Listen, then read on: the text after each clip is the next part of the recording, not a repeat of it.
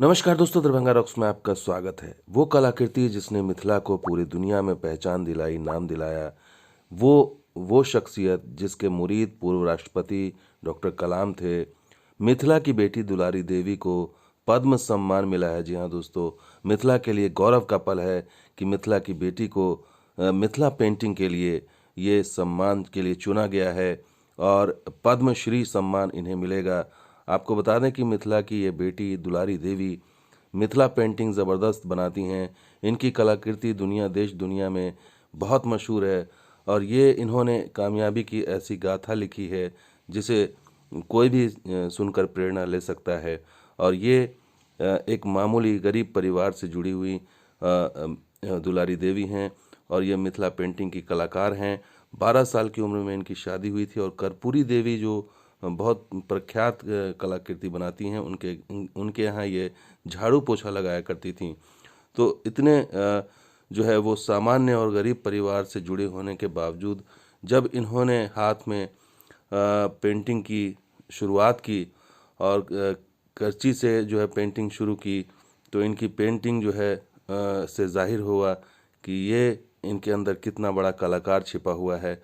और इन्होंने मिथिला की पहचान जो मिथिला पेंटिंग है, इसको जो है इन्होंने एक नया रूप, एक नई दिशा दी और इसकी मुरीद बड़े बड़ी शख्सियत, बड़े बड़े देश तक हुए हैं।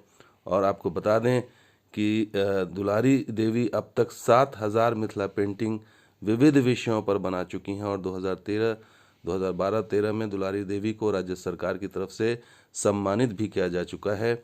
और ये पहली बार है कि केंद्र सरकार की तरफ से पद्मश्री सम्मान दिया जा रहा है उस शख्सियत को जो जिन्होंने मिथिला पेंटिंग को एक नई पहचान दिलाई है। तो ये मिथिला के लिए गौरव का क्षण है कि दुलारी देवी ने मिथिला के गौरव को जो है वो वापस दिलाया है और जो स्थान दिलाया है और इसका जो नाम है वो आज चारों तरफ गूंज रहा है। तो आपको बता दें कि गीता वुल्फ की पुस्तक फॉलोइंग माय पेंट ब्रश और मार्टिन लूक कॉस की फ्रेंच पुस्तक जो है उसमें दुलारी देवी की जीवन गाथा और कलाकृतियाँ सुसज्जित हैं।